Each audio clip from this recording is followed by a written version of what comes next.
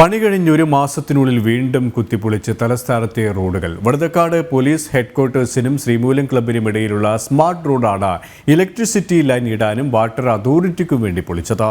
Road സഞ്ചാരയോഗ്യമല്ലാതായതോടെ വാഹനങ്ങളുടെ തിരക്കും വർദ്ധിച്ചു.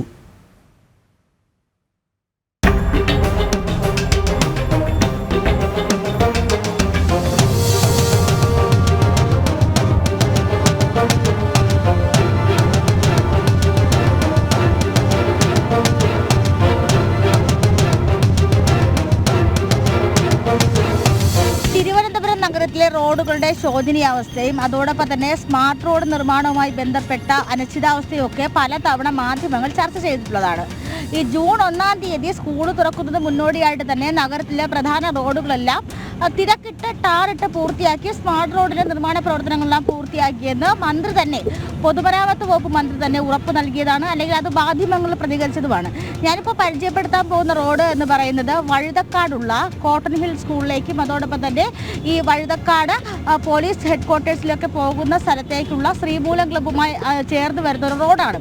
ഈ റോഡ് വളരെ വൃത്തിയായിട്ട് 4 ജംഗ്ഷനുകളോട് കൂടുതൽ റോഡാണ്. വളരെ വൃത്തിയായിട്ട് തന്നെ റോഡിൻ്റെ നിർമ്മാണമൊക്കെ പൂർത്തിയാക്കി, സ്മാർട്ട് റോഡിൻ്റെ നിർമ്മാണമൊക്കെ പൂർത്തിയാക്കി ഗതാഗതത്തിന് അനുയോജ്യമാകുന്ന രീതിയിൽ തുറന്നു കൊടുത്തു. പക്ഷേ കഴിഞ്ഞ ഒരാഴ്ചയായിട്ട് ആ റോഡിൻ്റെ അവസ്ഥ നമ്മളൊന്ന് കാണിച്ചു തരാം. ഈ റോഡിൻ്റെ അവസ്ഥ എന്ന് പറയുന്നത് നിങ്ങൾക്ക് ദൃശ്യങ്ങളിൽ കാണാൻ സാധിക്കും.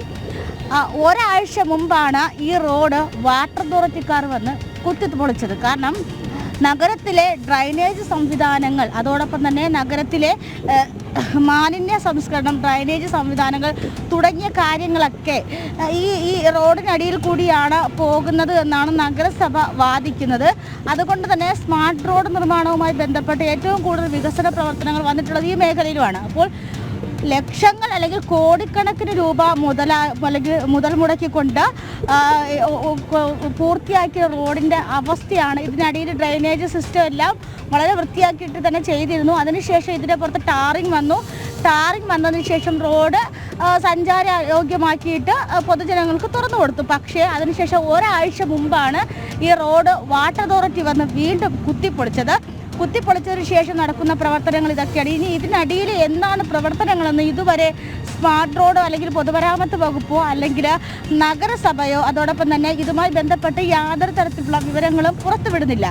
ഈ ഡ്രൈനേജ് സിസ്റ്റവുമായി ബന്ധപ്പെട്ട അല്ലെങ്കിൽ ഈ അടിയിൽ കൂടി കേബിൾ പോകുന്നതുമായി ബന്ധപ്പെട്ട് എന്തോ അറ്റകുറ്റപ്പണികൾക്ക് വേണ്ടിയിട്ടാണ് റോഡ് ഇത്രയും ആഴത്തിൽ വീണ്ടും കുത്തിപ്പൊളിക്കുന്നതാണ് നമുക്ക് മനസ്സിലാക്കാൻ സാധിക്കുന്നത്. പൊതുജനങ്ങളുടെ പണമാണ്, വളരെ സഞ്ചാരയോഗ്യമായ രീതിയിൽ എല്ലാ പ്രവർത്തനങ്ങളും പൂർത്തിയാക്കി എന്ന് വാദിച്ചുകൊണ്ട് തുറന്നു കൊടുത്ത റോഡാണ് ഇത്തരത്തിൽ വീണ്ടും കുത്തിപ്പൊളിക്കുന്നത്.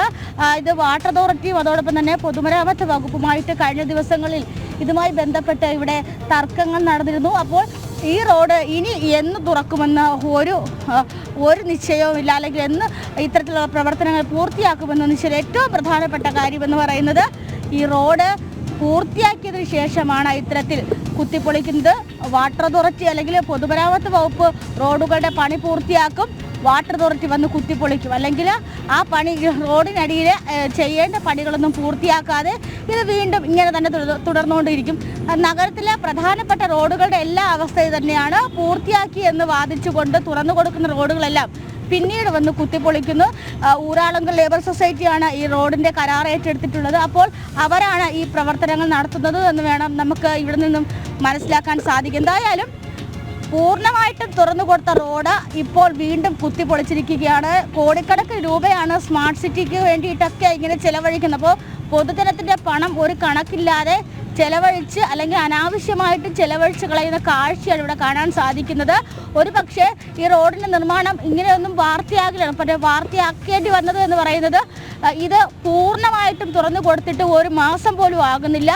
വളരെ വൃത്തിയായിട്ട്, വളരെ ഭംഗിയായിട്ട്, വളരെ വീതി കൂടിയ രീതിയിൽ ചെയ്ത റോഡാണ് ഇപ്പോൾ ഇത്തരത്തിൽ കുത്തിപ്പൊളിച്ചിട്ടിരിക്കുന്നത്. ക്യാമറമാൻ ബിജു പരവൂരിനോടൊപ്പം ടിൻഡു ദാസ്, ജനം, തിരുവനന്തപുരം.